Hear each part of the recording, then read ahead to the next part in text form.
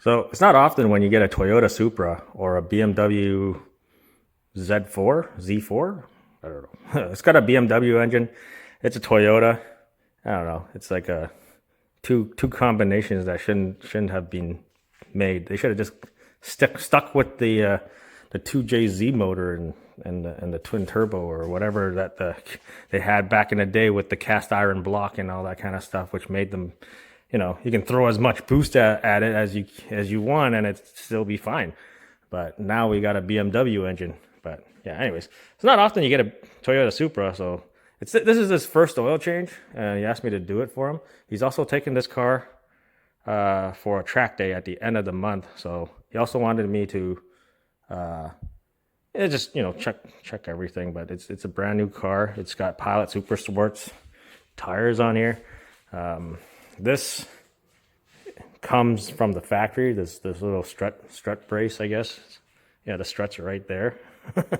It's not all the way back there. It's kind of weird, but yeah. So changing his oil. Filter is literally like right up here, like the BMWs back there. And then I had to improvise because it doesn't fit on my my ramps. So I jacked it up and I stacked a bunch of pieces of wood just so I can get underneath to get to the drain plug. So this thing's pretty low. Yeah, I just barely cleared my belly. But yeah, but just taking you around. It looks nice. I sat in the driver's seat, and it's like I felt like I was having tunnel vision because the windshield is so narrow. It's not. I don't know. I felt kind of weird sitting in there driving, but yeah, I guess people get used to it. But anyways, I also had a bunch of people in the comments I guess I did my oil change on my sister's Porsche. I guess they call them keyboard warriors. They were telling me I was using the wrong oil because I can't remember, was it 5W30 Pennzoil synthetic? And they're like, you're using the wrong oil. Well, I got a Japanese car with a German engine and it calls for 0W20. So what are you keyboard warriors are gonna say now?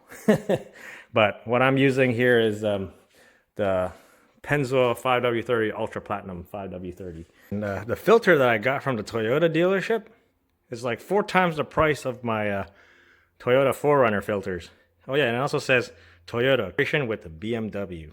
They even put that on the Toyota filter, so it's not Japanese. Is it made in Japan? Made in Czech Republic. So that's what I'm using in the Supra. And that's what he wanted. He wanted 530 instead of the 0W20. And yeah, so anyways, I thought I'd just show you this. I don't know. I don't often get to work on a Supra. It's nice, but I would probably never own one myself. But it looks good, like a Z4. There's the back shot of it. I guess the camera doesn't do this thing justice, but yeah, it's a nice looking car.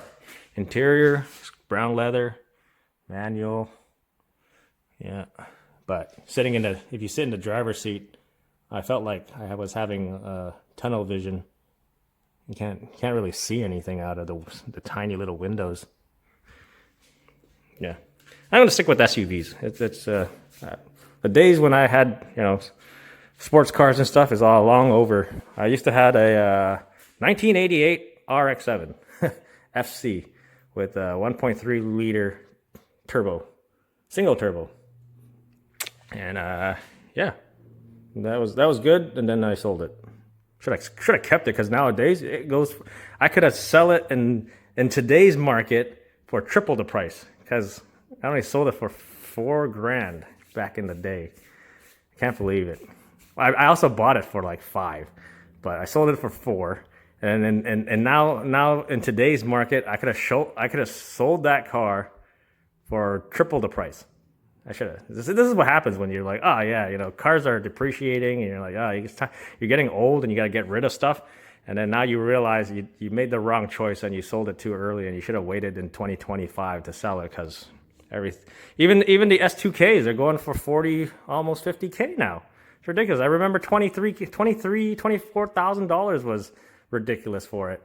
And then even the insurance lady was like, why is this car so expensive for such an old car? That was what the insurance lady said, because my old coworker that I used to work at Mazda, he had an S2K, and that's, yeah, he bought it, and it was 23,000. Now it's double the price. It's ridiculous in today's, used car markets. But anyways, I thought I'd just bring you guys along, just, show you what I, what I do on the weekends. And, yeah, just helping friends out.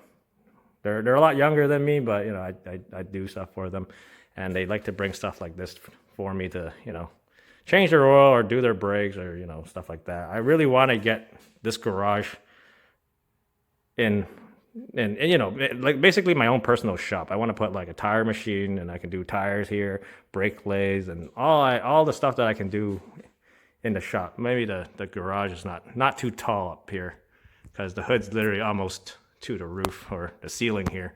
So anyways, just a quick video, just my weekend. Hope everybody else is having a good weekend and enjoying theirs, spending time with your kids, family, all sorts of stuff. But okay, I gotta check the oil level. I had to look into this on how to reset the maintenance light. So start button 3 times, and it goes into maintenance. I already resetted it. Did it go into it? Yeah, there you go, diagnostic mode. And then you go to, oh, I screwed up already. Shut it off.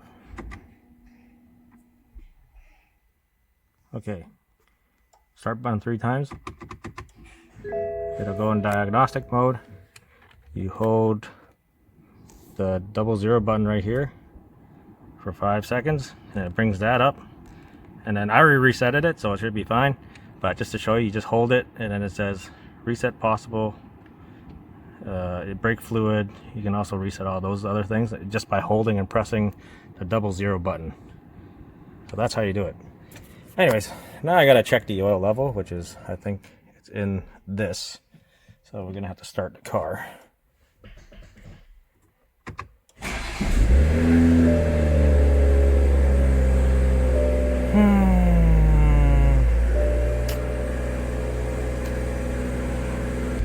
Vehicles, that's the thing. Vehicle status, probably.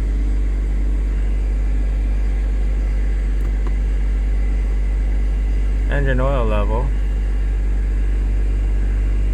Measure engine oil level. Only possible longer drive. So you got to do a 30-minute drive with the engine turned on. Correct result only obtained. Okay, I'm just gonna start measurement. So imagine the Toyota guys working on a BMW having to wait 30 minutes to get the proper oil level. But there you go. It's measuring.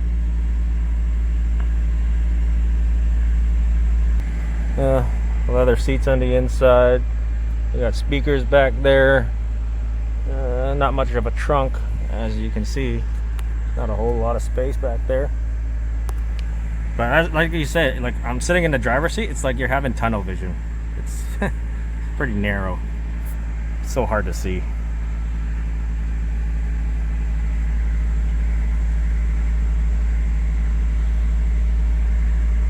What is our level at? Oh, we're good. One time, one shot. 6.5 liters.